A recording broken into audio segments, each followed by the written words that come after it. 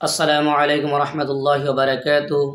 সম্মানিত দর্শক, আমাদের মা বোনেরা যখন নাকি পাকঘরে রান্না করে তখন যদি আমার মা বোনেরা তিনটি আমল করতে পারে, তিনটি কাজ করতে পারে, তাহলে সে রান্না সুস্বাদু হবে, সেই রান্না করে বরকত হবে, সে সংসারের মধ্যে বরকত হবে, সে সংসার থেকে অশান্তি দূর হয়ে যাবে এবং সে সংসারের মাঝে আল্লাহ তাবারক তার রহমত নাজিল হবে।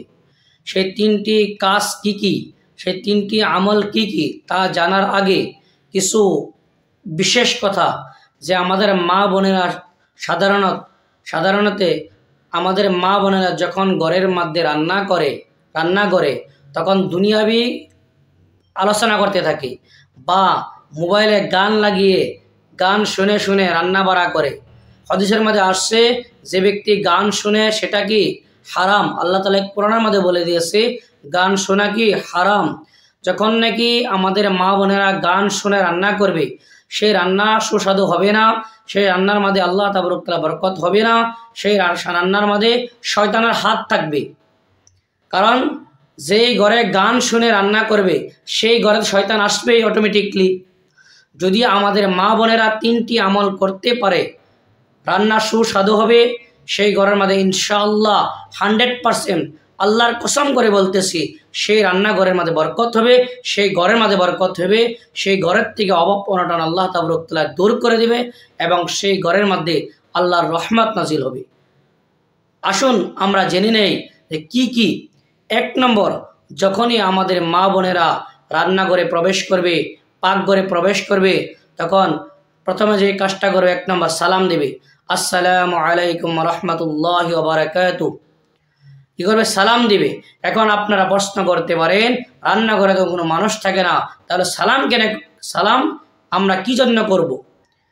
প্রিয় বোনেরা, আপনারা সালাম করবেন এই জন্যই যে রান্নাঘরে মানুষ থাকে না, সেখানে ফেরেশতাও থাকতে পারে। আপনি সালাম করবেন, আপনার সালাম ইনশাআল্লাহ আল্লাহর ফেরেশতার তরফ থেকে সালামের উত্তর দেওয়া হবে। 1 নম্বর।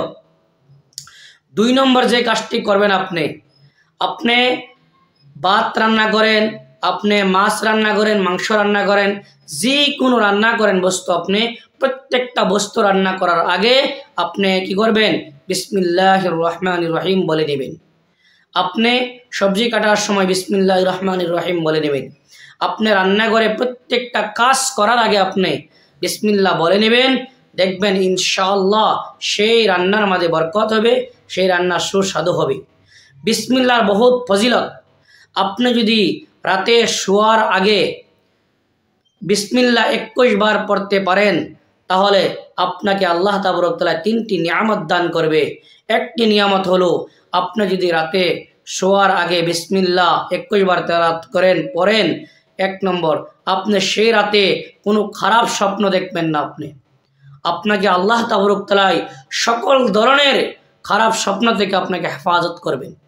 2 নম্বর, আপনাকে এবং আপনার ঘরের সমস্ত বস্তুর জিম্মেদারি আল্লাহ তাবারক তাআলা নিয়ে নেবেন। আল্লাহ তাবারক তাআলার গায়েবানা ফেরেশতার দ্বারা আপনার ঘরের পহরাদারি করবেন। কি করবেন? ফেরেশতারা আপনার ঘরের পহরাদারি করবেন বিসমিল্লাহির রহমানির রহিম 21 বার পাঠ করার কারণে। 3 নম্বর, আপনি বিসমিল্লাহির রহমানির রহিম যদি 21 বার পাঠ করেন শোয়ার আগে, তাহলে আপনাকে আল্লাহ তাবারক তাআলা আল্লাহর নবী সাল্লাল্লাহু আলাইহি সাল্লামের জিয়ারত নসিব করবেন। কি করবেন?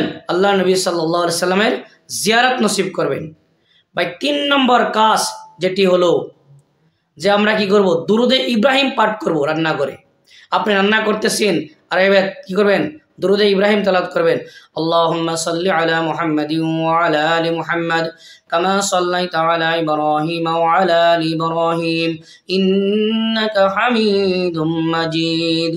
আল্লাহুম্মা বারিক আলা মুহাম্মাদিন ওয়া আলা আলি মুহাম্মাদ কামা বারাকতা আলা ইব্রাহিম ওয়া আলা আলি ইব্রাহিম ইন্নাকা হামিদুম মাজিদ। আপনি কি করবেন? দুরুদে ইব্রাহিম পাঠ করবেন। আপনি যদি লম্বা দুরুদে ইব্রাহিম না জানেন, এটা নামাজের দুরুদে ইব্রাহিম না জানেন, তাহলে আপনি ছোট্ট দুরুদ পাঠ করবেন, সাল্লাল্লাহু আলাইহি ওয়াসাল্লাম, সাল্লাল্লাহু আলাইহি ওয়াসাল্লাম, সাল্লাল্লাহু আলাইহি ওয়াসাল্লাম দুরুদ পাঠ করবেন বেশি বেশি করে। আপনি যদি 3টি কাজ করতে পারেন রান্নাঘরে, ইনশাআল্লাহ আপনার ঘরের মধ্যে বরকত হবে, আপনার ঘরের মধ্যে শয়তানে বসবাস করতে পারবে না, আপনার রান্না সুস্বাদু হবে, আপনার ফ্যামিলি সবাই আপনাকে ভালোবাসবে, আপনার তারিফ করবে, আপনার প্রশংসা করবে। আপনি শুধুমাত্র কি করবেন? 3টি কাজ করবেন। প্রথমে কি বলছি? সালাম। ভাই আজকে আমরা যখন কোনো মানুষের সঙ্গে দেখা হয়, আমাদের প্রিয়জনদের সঙ্গে দেখা হয়, তখন আমরা প্রথমে আলোচনা করি, তারপরে সালাম দিই। প্রথমে আল্লাহ নবী বলছেন আসসালামু ক্বাবলাল কালাম, সালাম কথা কওয়ার আগে, বাতচিত করার আগে সালাম, সর্বদা আমরা সালাম দিব, তারপরে আমরা বাতচিত করব। 1 নম্বর। 2 নম্বর যে কাজটি, আপনি প্রত্যেকটা কাজ করার আগে আপনি কি করবেন? বিসমিল্লাহির রহমানির রহিম পাঠ করবেন। 3 নম্বর, আপনি দুরুদে ইব্রাহিম পাঠ করবেন। যদি দুরুদে ইব্রাহিম আপনি না জানেন, তাহলে সাল্লাল্লাহু আলা মুহাম্মদ আপনি এই দুরুদে পাঠ করবেন। এই ভিডিওটা আপনাদের নিজের মা বোনদের সঙ্গে বেশি বেশি শেয়ার করে দেন, তারা যাতে এই ভিডিও দেখে রান্নার ঘরে কি কি আমল করতে লাগে জানতে পারে। আল্লাহ তাবারক তাআলা আমাদের প্রত্যেককে এই 3টি আমল করার জন্য তৌফিক দান করুক। আসসালামু আলাইকুম ওয়া রাহমাতুল্লাহি ওয়া বারাকাতুহু।